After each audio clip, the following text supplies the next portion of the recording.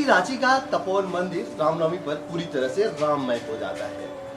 यहाँ से निकलने वाली जो शोभा यात्रा है, खासकर अगर बात की जाए तो राजधानी रांची के अलग अलग जगहों से निकलने वाली शोभा यात्रा अगर तपोवन मंदिर तक नहीं पहुंचती तो वो अधूरी मानी जाती है। क्या है तपोवन मंदिर का इतिहास और कैसे लोगों की आस्था यहाँ से जुड़ी हुई है, हम तमाम खबरें आप तक लेके आएंगे। पहले हम उन तस्वीरों को दिखाएंगे कि तपोवन मंदिर का कायाकल्प फिर से शुरू हो गया है और इसका निर्माण जो है अब एक बार फिर से अयोध्या में बने राम मंदिर की तर्ज पर बनाया जा रहा है। हम अपने सहयोगी से कहेंगे कुछ तस्वीरों को दिखाएं कि आखिर इस मंदिर से जुड़ी क्या है आस्था।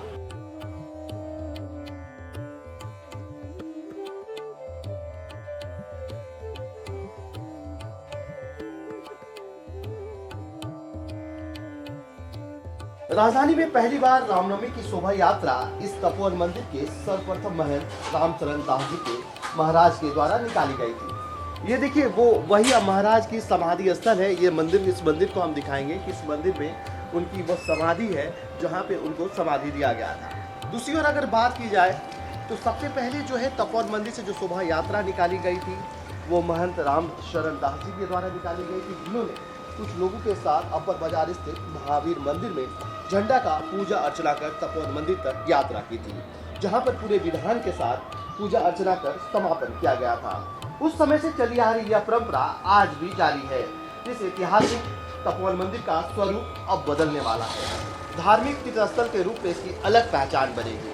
श्रद्धालुओं के लिए यहाँ कई सुविधाएं उपलब्ध होगी। मंदिर और आसपास का क्षेत्र विकसित किया जाएगा। आपको बता दें कि शहर के बीचों बीच हरमू नदी के किनारे राम भक्त हनुमान के प्राचीन तपोवन मंदिर का इतिहास रांची के रामनवमी से 93 वर्ष पहले जुड़ा हुआ था। यहाँ पहली बार 1938 में उस महावीरी झंडे की पूजा हुई थी, जिसे महावीर चौक के प्राचीन हनुमान मंदिर से वहाँ ले जाया गया था। झंडा आज भी मंदिर में सुरक्षित रखा गया है, जिसकी हर साल पूजा की जाती है। मंदिर की तत्कालीन महंत वेंकटेश्वर दास ने शोभा यात्रा का स्वागत और विधि के साथ महावीरी झंडे का पूजन किया था।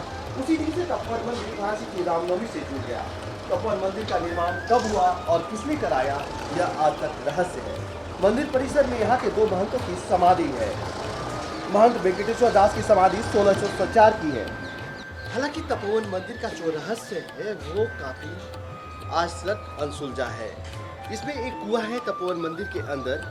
इसका भी रहस्य कुछ ना कुछ हम आपको बताने का प्रयास करेंगे जहाँ तक हो सके। लेकिन तस्वीर में जो कुआं दिखा रहे हैं वही कुआं है जब इस मंदिर का निर्माण हुआ था। उस समय से कुआं आज भी मौजूद है और लोग कहते हैं कि इस कुएं का पानी कभी घटता नहीं है। हमारे साथ जो है यहाँ तपोवन मंदिर के देखरेख करने वाले एक सहयोगी भी हैं, उनसे हम पूछते हैं क्या इस कुएं के बारे में बताया। मेरा तो 21 साल हो गया है और फिर ये जब से हम देखें इसी कुआं से भगवान का सेवा पूजा होता है, पूरी से बनता है। वायु महीना इसका जल जैसा है वैसा ही रहता है और शीतल जल रहता है। जैसे अब कुछ वंजाय हुआ तो यही पानी सबको पिलाया भी जाता है और यही यूज़ होता है। इतना लाखों का संख्या में आदमी आते हैं, सबका काम इसी से होता है, कभी कम नहीं होता है पानी। बिल्कुल देखिए, जिस तरह से इस कुएं की बात कही जा रही है कि निवारणपुर का जो तपोवन मंदिर है इसका रहस्य तो आज तक अनसुलझा ही है। लेकिन जिस कुएं की हम चर्चा कर रहे हैं उस कुएं की पानी जो है इस कुएं से कभी घटता नहीं है। हालांकि रांची में कई ऐसे कुएं हैं, गर्मी के दिनों में उन कुओं का पानी सूख जाता है, लेकिन इस कुएं में पानी अभी भी बरकरार है। पानी को आप साफ देख सकते हैं तस्वीरों में कि कैसे पानी अभी है। और यहाँ के जो लोग हैं जो यहाँ की देखरेख करते हैं वो बताते हैं कि यहाँ पे कितनी भी बड़ा अगर भंडारा लगाया जाए तो इसी पानी का उपयोग किया जाता है और इसका पानी खत्म नहीं होता। तप और आस्था का केंद्र तपोवन मंदिर लगभग 286 साल पुराना है। अलग अलग जिलों से लोगों की आस्था जो है इसके साथ जुड़ी रहने के कारण जो है कई जिलों से लोग भी यहाँ आते हैं और अपनी मन्नतें पूरी करते हैं। मैं अंजन धाम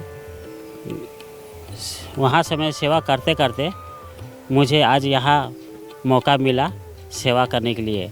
मैं उस समुदाय से आता हूँ जो श्री राम भगवान को नैया पार किए थे, उसी में से हूँ मैं।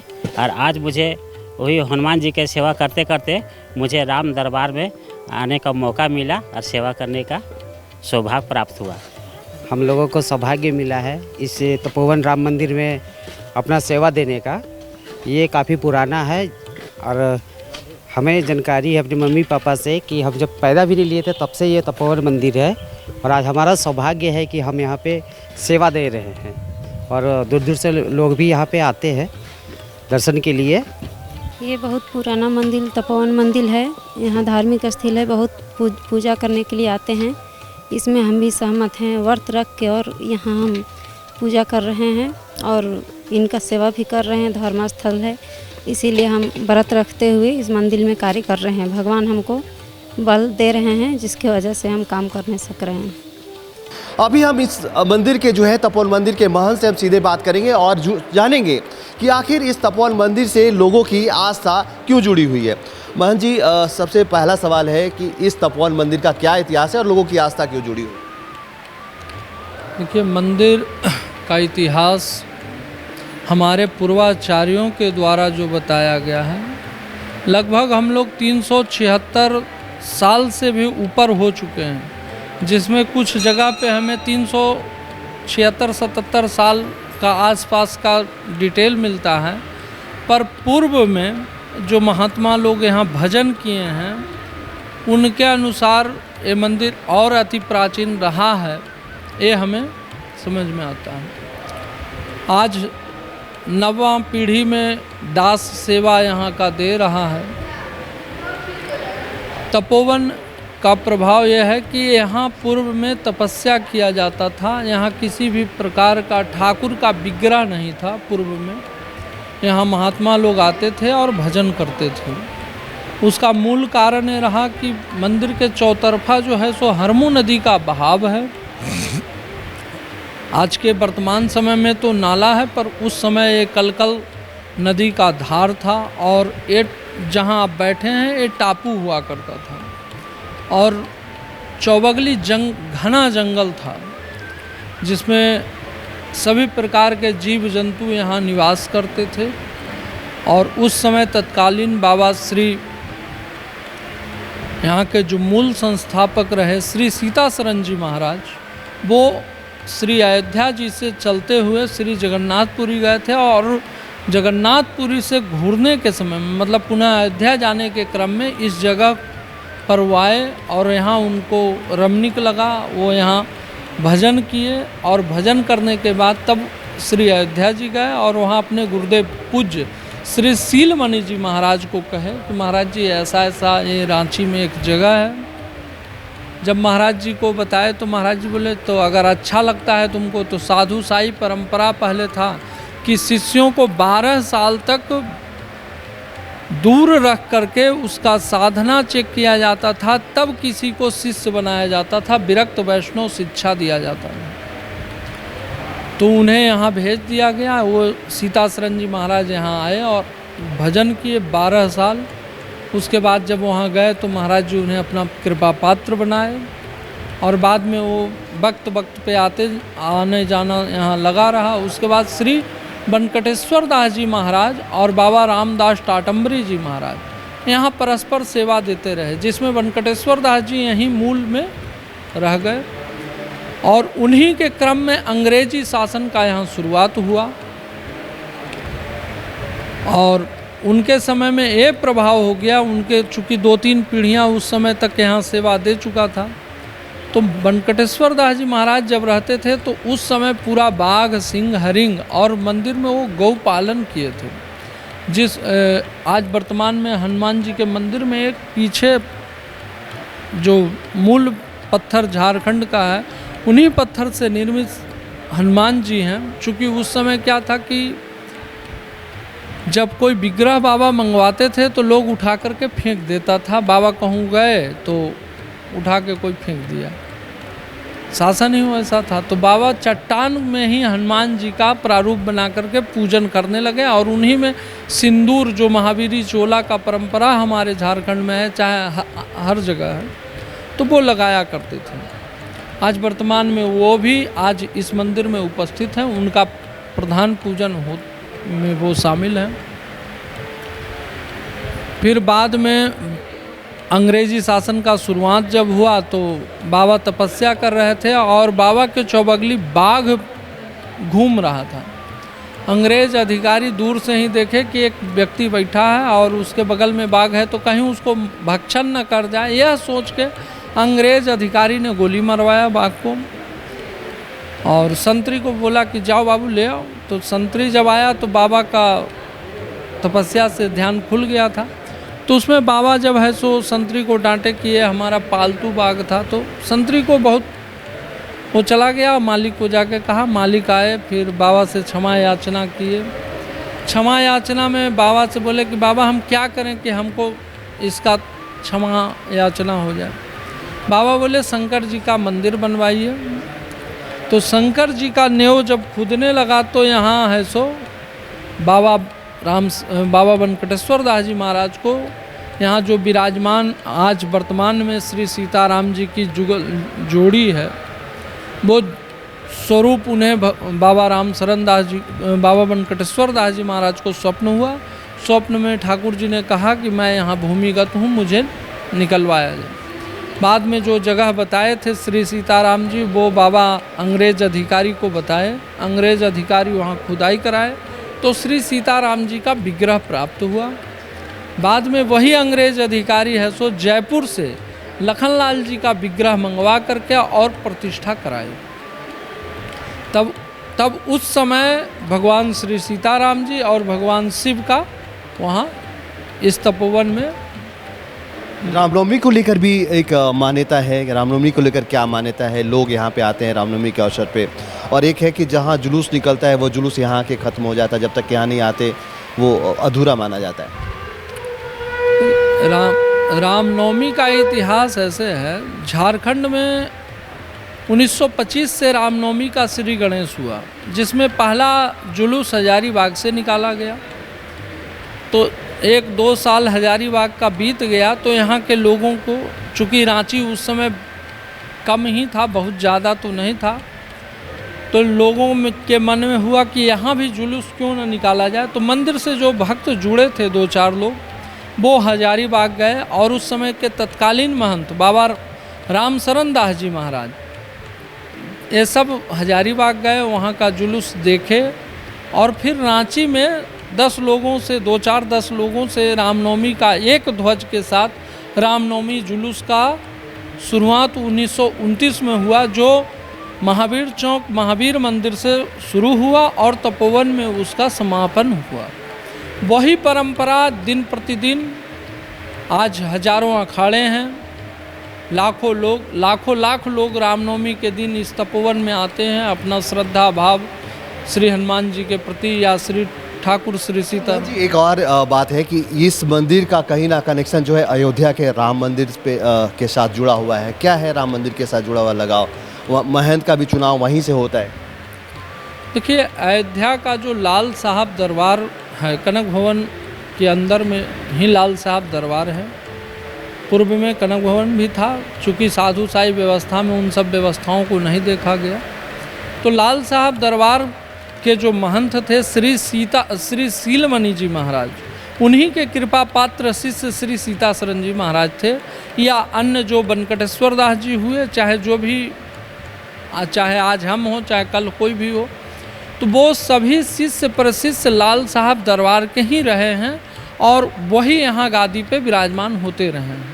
वही कारण है कि लाल साहब दरबार का प्रमुखता यहाँ हर चीज़ में आपको दिखेगा, चाहे तो यहाँ का श्रृंगार पद्धति हो या यहाँ का पूजन पद्धति का षोडशोपचार पूजा विधि हो, या जो भी वहाँ जो पद्धति चलता है वही सारा पद्धति यहाँ निर्वाहन किया जाता है। एक और बात यहाँ बहुत प्रचलित है कि लोग जो भी मन्नत यहाँ पे मानते हैं वो पूरी होती है। ये तो भाई आम जनमानस का बात है। चूँकि अगर मैं अपने मुंह से कहूँ कि ठाकुर जी सबको पूरा करते हैं, तो हो सकता है गिनती के 1-2 चूक गए होंगे, तब तो गलत हो जाएगा। चूँकि परमात्मा पे विश्वास रखने से वो करतुम अकर्तुम ठाकुर ही हैं, ना कि हम और आप।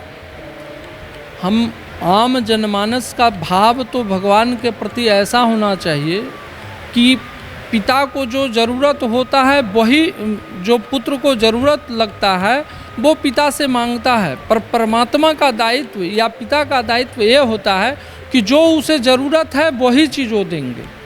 अब इस मंदिर की कायाकल्प भी हो रही है। अयोध्या के राम मंदिर के तर्ज पे इसका निर्माण होने वाला है और जिसकी शुरुआत भी हो गई है। जी, अयोध्या राम मंदिर के बाद दूसरा राम मंदिर भारत में ये होने वाला है, श्री राम जानकी तपोवन मंदिर का, जिसका नक्शा भी राम मंदिर के ही इंजीनियर आशीष सोनपुरा के द्वारा बनवाया गया है। जिस प्रकार राम मंदिर का नक्शा कानूनी प्रक्रिया से गुजर के पार हुआ है, उसी प्रकार रांची नगर निगम से यहाँ का नक्शा एवं सभी कानूनी प्रक्रियाओं को पार करके आज वर्तमान स्टेज में पहुँचा है, जिसका शिलान्यास 14 अप्रैल को किया जाएगा। और वही जो हूबहू राम मंदिर का स्ट्रक्चर है उसी के अनुरूप बनाया गया है। चूँकि यहाँ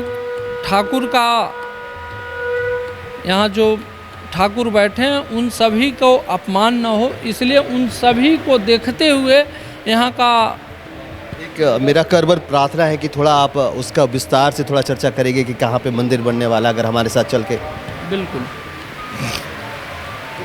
महंत जी हमारे साथ जा रहे हैं और दिखाएंगे कि श्री राम मंदिर जो है, श्री राम जानकी मंदिर जो रांची में स्थित है, और इसका कायाकल्प जो है अयोध्या के राम मंदिर के तर्ज पे होने वाला है।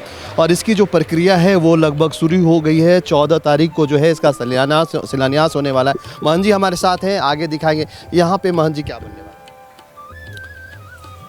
120 फीट बाई 120 फीट एरिया को, जो वर्तमान में झारखंड का खूंटी पत्थर है, उससे इसको चट्टान के तरह बना दिया जाएगा शिलान्यास 14 अप्रैल के बाद। और उसी पर जयपुर के मकराना से नक्काशी होकर के जो मार्बल आ रहे हैं वो लग कर के राम मंदिर के प्रारूप में बनेगा, जिसका नींव जहां आप अभी ये देख रहे हैं, ये नींव पूर्ण रूपेण तैयार हो चुका है। चूँकि इसके नीचे पत्थर मिल चुका है और सॉइल टेस्ट में भी यहाँ का ज़मीन जो है बहुत ही अच्छा है, इसलिए अति अंदर जाने की आवश्यकता नहीं है। और इस मंदिर का खासियत यह है कि यहाँ रड का मतलब जो रड लगना होता है वो नहीं लगेगा, केवल पत्थर से ही यहाँ का सारा कार्य किया जाएगा, जिसमें नींव में सीमेंट होगा। नींव के ऊपर सीमेंट भी नहीं लगाया जाएगा, केवल पत्थर और केमिकल के द्वारा उसे सेट किया जाएगा, जैसे राम मंदिर में हुआ है।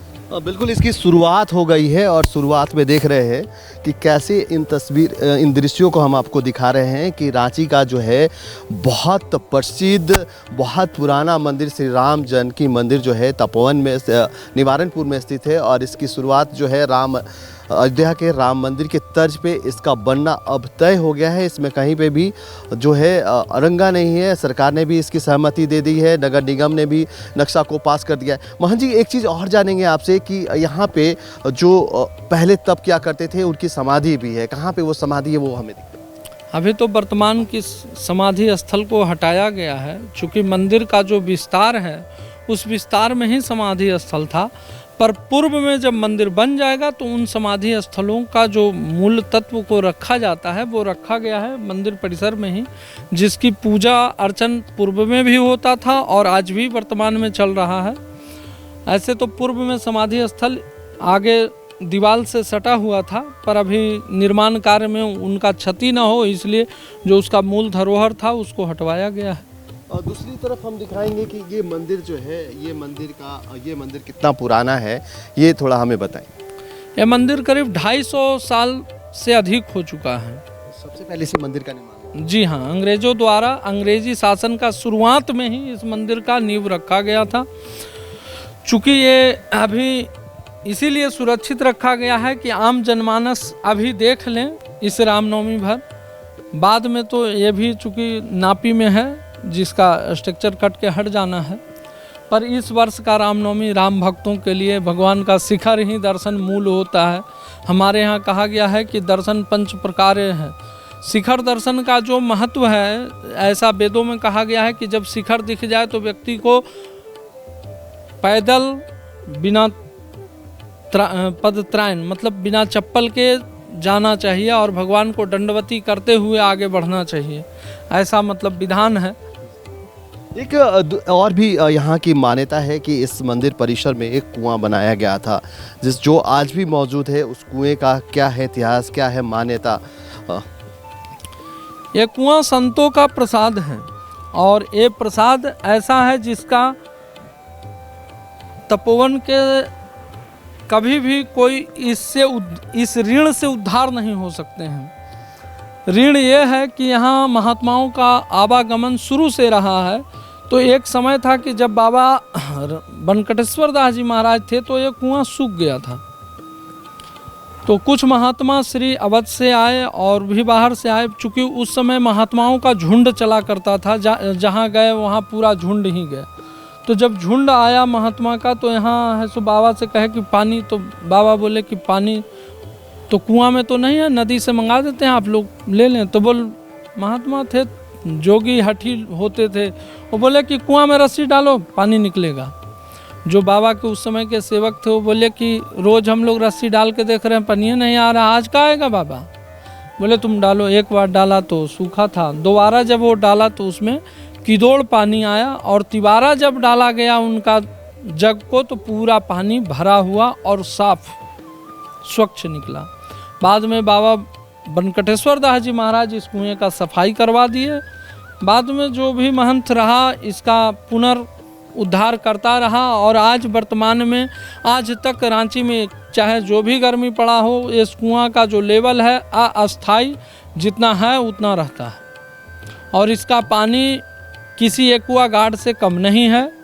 और वर्तमान में ठाकुर सेवा और मंदिर के जितने भी सेवक हैं सब इसी कुएं का जल का प्रयोग करते हैं। आइए आपको वर्तमान श्री राम जानकी तपोवन मंदिर का स्वरूप का दर्शन कराएं। वर्तमान में जो अब नवनिर्माण मंदिर का होना है इसी प्रारूप में होना है, जिसका मुख्य द्वार इस प्रकार होगा। चूँकि तपोवन में पूर्व से ही 3 द्वार का प्रधानता रहा है, इसमें भी आपको 3 द्वार मुख्य दिख रहे हैं, जिसमें जो सबसे बड़ा द्वार है इसके सीधे में भगवान श्री सीताराम जी विराजमान रहेंगे, जो आम जनमानस को जैसे ही मंदिर के प्रमुख सीढ़ी पर चढ़ेंगे उन्हें दर्शन लाभ प्राप्त हो जाएगा। भगवान श्री सीताराम जी के दाहिने बाएं हाथ पे श्री हनुमान जी का बड़ा शिखर में विराजमान किया जाएगा, और दाहिने हाथ में श्री जगन्नाथ महाप्रभु विराजेंगे। अन्य छोटे छोटे जो शिखर, कुल मंदिर में 13 शिखर नुमा यह मंदिर का स्वरूप है, जिसमें विराजमान यहाँ के छोटे बड़े वर्तमान में जितने भी विग्रह हैं उन सभी को यथा जोग स्थान दिया जाएगा, और सभी का भव्यता आम जनमानस को देखने को बहुत जल्द, जितना जल्द हनुमान जी को इच्छा हो जाएगा उतना जल्द एक कार्य को पूरा किया जाएगा। बिल्कुल, देखिए रांची का जो श्री राम जानकी तपोवन मंदिर है इसकी और भी कई मान्यताएं हैं, कई भी कथाएं प्रचलित है और कई तरह की बातें भी सामने आती है। अभी हमने आपको दिखाया कि कुआं में पानी नहीं था, लेकिन फिर भी उसके बाद जो है हठ जोगी जो है अपने तप के द्वारा जो है इस कुएं में पानी लाए, और आज भी पानी इस कुएं में बरकरार है। वहीं अगर बात की जाए तो इस श्री राम जानकी तपोवन मंदिर में तो इसका इतिहास जिस तरह से पुराना है, लोगों की आस्था भी उसी तरह जुड़ी हुई है। लोगों की आस्था और मान्यताएं इस तपोवन मंदिर को लेकर जो है काफ़ी अहम है। लोगों के दिलों में श्री राम जानकी मंदिर जो है वो बसता है, और खासकर अगर बात की जाए तो रामनवमी के अवसर पे यहाँ भव्य मेले का भी आयोजन होता है। लोगों का हुजूम जुट पड़ता है रामलला के दर्शन के लिए, हनुमान जी के दर्शन के लिए। और आने वाले दिनों में जिस तरह से यहाँ पे अयोध्या के तर्ज पे जो अब मंदिर का निर्माण होगा, वो भारत में अयोध्या के बाद वो दूसरा राम मंदिर होगा जहाँ पे रामलला विराजेंगे। और इस तरह से एक तरह से कहा जाए तो जिस तरह से तपोवन मंदिर का अब जीर्णोद्धार कायाकल्प किया जा रहा है, यह बहुत बड़ी बात है। खासकर अगर इस मंदिर से आस्था रखने वाले लोगों के लिए भी एक खुशखबरी है। एक तरफ जहां कहा जाए कि जिस तरह से श्री राम जानकी मंदिर का इतिहास जो है काफ़ी पुराना है, लगभग 286 वर्ष हो गए हैं इस मंदिर को बने हुए। और इस मंदिर को जिस तरह से अंग्रेज़ शासक ने बनाया था, और अंग्रेज़ शासक के बाद अब जिस तरह से समय बीतता जा रहा है, लोगों की आस्था भी बढ़ती जा रही है। और लोगों की आस्था के साथ साथ जो है यहाँ के जो प्रशासन है, प्रशासन की लोगों की भी आस्था यहाँ पे जुड़ी हुई है। यहाँ सिर्फ रांची के ही नहीं, रांची के अन्य ज़िलों से भी लोग आते हैं। इसके साथ साथ देश के कई क्षेत्रों से भी लोग यहाँ दर्शन के लिए आते हैं, मन्नतें मांगते हैं और उनकी मन्नतें पूरी होती है। अपने सहयोगी राकेश सोनी के साथ Kumar Kamesh, news alert India, Ranchi.